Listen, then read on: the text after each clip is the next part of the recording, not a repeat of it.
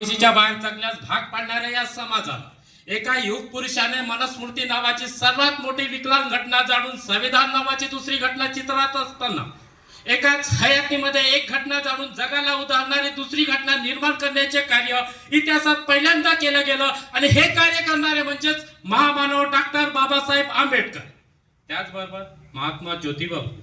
हजारो वर्ष इथला बहुजन समाज गुलामगिरीच्या गर्दीमध्ये बुडालेला होता. वर्णवादी घोड्याच्या टाचाखाली चिरडला जात होता. त्यांच्या आबरूचे लक्तरे वेशीवर टांगली जात होती. जातीपातीचे राजकारण हे मोठ्या प्रमाणात चालू होतं. माणसाला माणसाची आठवण उरलेली होती. वास्तवाचं भान हरपलं होतं. श्रीमंतांनी आपली सुख आणि गरिबांनी आपले दुःख जतन करावं यासारखा सर्वत्र सामाजिक अंधार दाटलेला असताना जणू काही सळसळणाऱ्या रक्तामधली धगधगणारी दौड थांबली होती आणि ज्यांच्या पावलांनी सार्वजनिक सत्य धर्माची पहाट उगवली ते म्हणजे सत्यशोधक महात्मा ज्योतिबा फुले. आज या दोनही महापुरुषांची जयंती साजरी करण्यासाठी आपण इथे एकत्रित जमलेलो आहोत. गुरु शिष्याची जयंती साजरी करण्यासाठी आपण इथे एकत्रित जमलेलो आहोत. मी आपल्या सर्वांच्या साक्षीने आणि सर्वांच्या टाळ्यांच्या गजरामध्ये त्या महापुरुषांना त्यांच्या जयंती निमित्त विनम्र अभिवादन करूया. इथला विकलांग समाज तेजोहीन झाला होता. जीव मात्रातल्या जगदीश्वराला, जनतेतल्या जनार्दनाला आणि सर्वांमधल्या सर्वेश्वराला तो विसरून गेला होता. मोडकळीस आलेल्या वर्ण व्यवस्थेच्या वाड्यावर जातीवादाची अलग चूल मांडली जात असताना अशा वेळेस स्वतःच्या छातीवर घाव घेत समाजाच्या उद्धारासाठी, उद्धारासाठी, रक्षणासाठी आणि परिवर्तनासाठी बाबासाहेबांनी सतत धाव घेतल्याचं आपल्याला कळतं. चालत आलेले हे जातीवादाचे कालचक्राला कुठेतरी कलाटणी दिली गेली पाहिजे. समजा या जातीवादाच्या कालचक्राला कलाटणी दिली गेली नाही तर दीनदलितांच्या गळ्यातील मडके, कमरेवरच्या डहाळ्या आणि गाववेशीबाचं जगणं असंच राहील.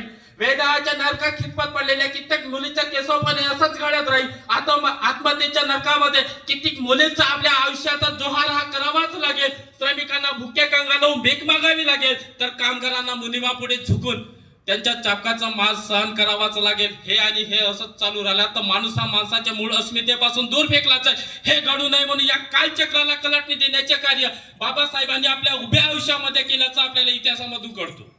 बाबासाहेबांना लहानपणी अस्पृश्य, दीनदलित, सार्वजनिक ठिकाणी पाणी पिण्यास मनाई, त्याने शाळेपासून वंचित ठेवलं जात होतं. बाबासाहेब जेव्हा शाळेमध्ये जात होते तेव्हा त्यांना अस्पृश्य म्हणून वर्गाच्या बाहेर काढलं जात होतं. तरी बाबासाहेब जिद्दीने शाळेमध्ये जात होते, वर्गाच्या बाहेर राहून शिक्षण घेत होते. त्यावेळेस इंग्रजाची सत्ता आपल्या देशावर होती.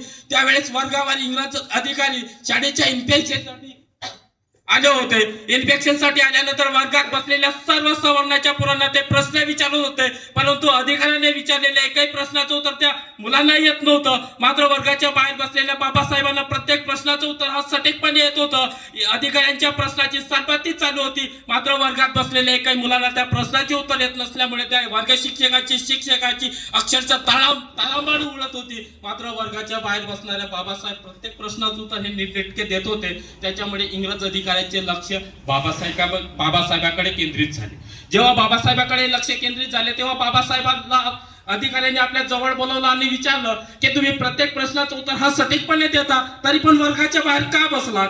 त्यावर बाबासाहेब उत्तर देतात की इथल्या समाजाला, इथल्या सामाजिक व्यवस्थेला आकाशात मुक्त विहार करणाऱ्या पक्ष्यांच्या सावलीचा इथल्या जमिनीला विटाळ होत नाही. पाणी पिणाऱ्या जंगली प्राण्याचा, कुत्र्या मांजराचा इथला पाण्याला, परंतु आमच्यासारख्या दीनदलितांचा इथल्या समाजाला, इथल्या सामाजिक व्यवस्थेला विटाळ होतो. म्हणून मी वर्गाच्या बाहेर बसलो. या उत्तराने इंग्रज अधिकारी निरुत्तर झाले. थोडे थांबले, शांत झाले. शांत झालेले अधिकारी पुन्हा बाबासाहेबांना म्हणाले की आता शेवटचा प्रश्न, या प्रश्नाचं उत्तर द्या म्हणजे झालं. तेव्हा अधिकारी बाबासाहेबांना विचारतात की या पृथ्वीपासून तर आकाशातला सर्वात दूरचा ग्रह कोणता? त्यावर बाबासाहेब उत्तर देतात की या पृथ्वी तलावापासून तर आकाश गंगेतील सर्वात दूरचा ग्रह कोणता हे मला माहित नाही, परंतु माझ्यासाठी या वर्गाच्या खोलीच्या कोपऱ्यात ठेवलेला पाण्याचा माठ हा सर्वात दूरचा ग्रह आहे आणि आमच्या दीनदलितांना लागलेला हा सर्वात मोठा ग्रह नाही. बाबासाहेबांना लहानपणी अपमान सहन करावा लागत होतं. बाबासाहेबांनी त्या अपमानातून स्वतःलाच प्रश्न निर्माण केला होता की माझ्यामध्ये काय कमी आहे, मी का कमतरता आहे माझ्यामध्ये, तर हा समाज, हे सामाजिक व्यवस्था मला अशी वागणूक देते. बाबासाहेबांनी त्या अपमानाला स्वतःचा अपमान कधी मानला नाही, तर त्याच अपमानाला स्वतःची जिद्द, प्रेरणा आणि शक्ती बनवली. कारण इतिहास आजही साक्षी आहे, प्रत्येक क्रांतीचा जन्म हा वेदनेतून झालेला आहे. बाबासाहेबांची धावपळ ही शाळेपासून तर महाविद्यालयापर्यंत फक्त शिक्षणाची नव्हती, तर स्वतःला घडवण्याची, समाजाला आकार देण्याची.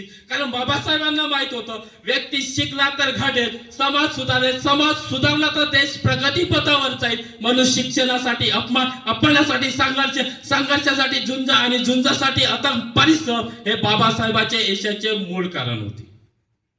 आणि तोच अपमानित झालेला मुलगा च्या हातातून एक दिवस संविधान निर्मितीचे कार्य सोपवलं आणि जेव्हा संविधान निर्माण झाला त्याच संविधानाने एक चायवाल्याला एका देशाचा पंतप्रधान बनवलं. हे देशाची संविधानाची सर्वात मोठी ताकद आहे.